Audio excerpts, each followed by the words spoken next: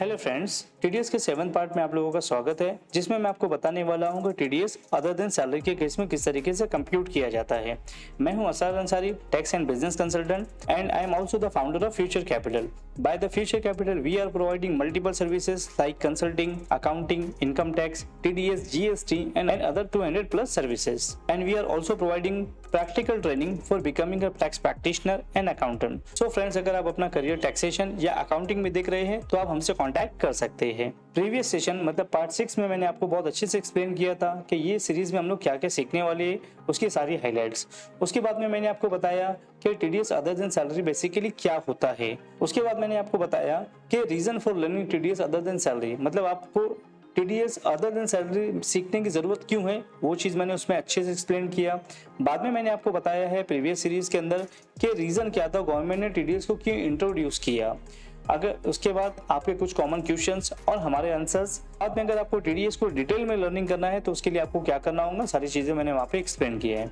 आज का जो सेशन है हमारा बहुत ही पावरफुल सेशन है, जिसमें बहुत ही इंपॉर्टेंट इन्फॉर्मेशन मैं आपसे शेयर करने वाला हूँ, जैसे कि टीडीएस को किस तरीके से कंप्यूट किया जाता है in case of other than salary. इसके बाद मैं आपको बताने वाला हूँ कि टीडीएस को कंप्लायंस करना कंपलसरी होता है या कोई और भी ऑप्शन है हमारे पास में। उसके बाद हम लोग देखने वाले हैं कि इसकी जो ड्यू डेट्स ऑफ पेमेंट है वो क्या क्या होती है। बाद में अगर हम लोगों ने पेमेंट टीडीएस का ड्यू डेट के अंदर नहीं किया तो उसके ऊपर हमें क्या पेनल्टी या क्या इंटरेस्ट एप्लीकेबल हो सकता है। हम देखेंगे आपके कुछ कॉमन क्वेश्चन और उससे रिलेटेड रहेंगे हमारे आंसर्स। बाद में मैं आपको बताऊंगा कि अगर आपको टीडीएस में को डिटेल में लर्निंग करना है तो उसके लिए आपको क्या करना होगा। सो हम लोग बढ़ते हैं हमारे पहले टॉपिक की तरफ में, जो है how to compute TDS other than salary. मैं आपको एक एग्जांपल से बताता हूँ इसको डिटेल में और लर्निंग के लिए। फॉर एग्जांपल हम मान लेते हैं कि ये कंपनी है जिसका नाम है कृष्णा यार्न लिमिटेड, जिसका काम ये है कि वो रॉ मटेरियल यार्न सप्लाई करता है मैन्युफैक्चरर को। और कोई एक दूसरी कंपनी है जिसका नाम है राधा टेक्सटाइल, जो मैन्युफैक्चरिंग करता है इस यार्न के जरिए क्लोथ को, मतलब कॉटन फैब्रिक या कोई दूसरे फैब्रिक को वो मैन्युफैक्चर करता है।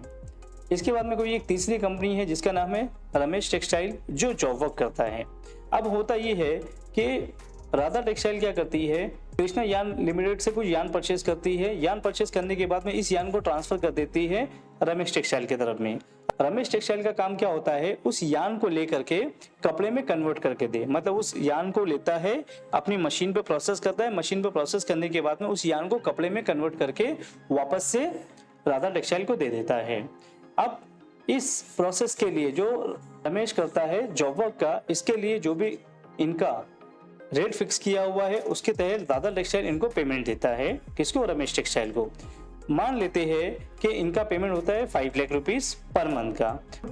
टीडीएस के कंप्लायंस इनको किस तरीके से करना होगा कि जब भी राधा टेक्सटाइल रमेश टेक्सटाइल को पेमेंट करेगा तो इसके पेमेंट में से 1% टीडीएस को डिडक्ट कर लेगा। 1% क्या करेगा, टीडीएस को डिडक्ट कर लेगा और वो गवर्नमेंट को पे करेगा। मतलब इसके पेमेंट में से 5,000 rupees as a TDS deduct कर लेगा और रिमेनिंग 4,95,000 ये रमेश टेक्सटाइल को पेमेंट कर दिया जाएगा।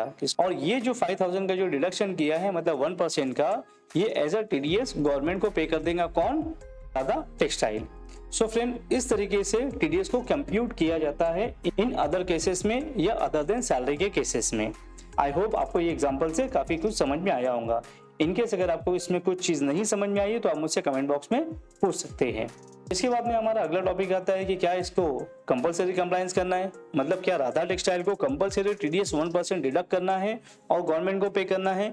यस, डेफिनेटली उसको डिडक्ट करना है और गवर्नमेंट को पे करना है। अगर राधा टेक्सटाइल ऐसा नहीं करता है तो उसको इंटरेस्ट भी पे करना पड़ सकता है, उसको पेनल्टी भी भरना पड़ सकता है। और इतना ही नहीं, अगर राधा टेक्सटाइल के ऊपर टीडीएस के कानून एप्लीकेबल है तो उसको जेल भी जाना पड़ सकता है अगर वो उसको इम्प्लीमेंट नहीं करता है तो। इसके बाद में हमारा टॉपिक आता है कि राधा टेक्सटाइल ने जो टीडीएस को डिडक्शन किया है, इसकी जो ड्यू डेट ऑफ पेमेंट है, मतलब इन्होंने डिडक्शन तो कर लिया, अब डिडक्शन करने के बाद में इनको अपने हाथ में नहीं रखना ये 5,000 को, इसको गवर्नमेंट को पे करना है। तो गवर्नमेंट को पे करने के लिए जो इनकी ड्यू डेट है वो होती है नेक्स्ट मंथ की 7।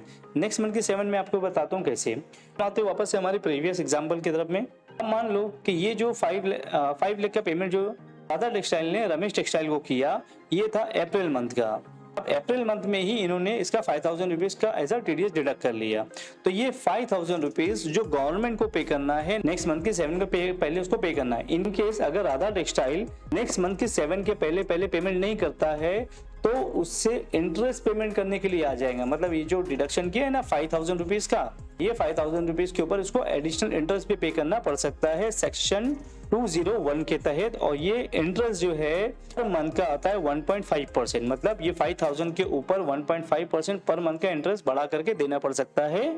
और ये इंटरेस्ट राधा टेक्सटाइल ये कंपनी अपनी जेब से भरेगी, ना कि इनके अकाउंट में से डिडक्ट करेंगी। इसके बाद में आपके कुछ कॉमन क्वेश्चन और हमारे आंसर। तो टीडीएस की सीरीज में जो भी मैंने आपको समझाया है, जो भी बताया है, इनकेस अगर आपको कोई भी क्यूरी है या कोई भी ऐसी चीज है जो आपको नहीं समझ में आई है अभी तक के, आप मुझसे कमेंट बॉक्स में डाल करके पूछ सकते हैं। मैं आपको डेफिनेटली उसका आंसर करूंगा।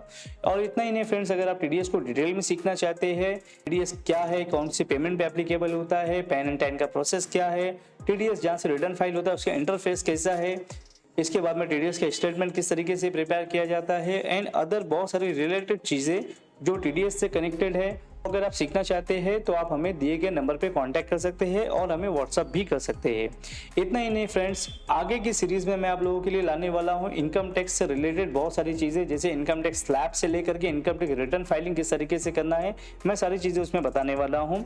इतना ही नहीं, हम आगे देखेंगे GST, accounting, Tally, ERP, prime and advance Excel के। उसके बाद में मैं आपको बता रहा हूँ फाइनेंस का प्रोसेस, और बाद में मैं आपको बताऊंगा कि आपको ये सारी चीजें आपके करियर में इंप्लीमेंट करने के लिए आपको क्लाइंट कैसे मिलेंगे। तो उसके लिए आपको सीखना जरूरी होता है बिजनेस एथिक्स, एंड आपको पता होना चाहिए कम्युनिकेशन कैसे करना है। तो आप हमारे साथ में कनेक्ट रह सकते हैं, हमारे ग्रुप को ज्वाइन कीजिए कि आने वाली सीरीज से रिलेटेड सारी वीडियोस आपको टाइम टू टाइम मिलते रहे। Finally thank you for the watching, we will continue in the next session.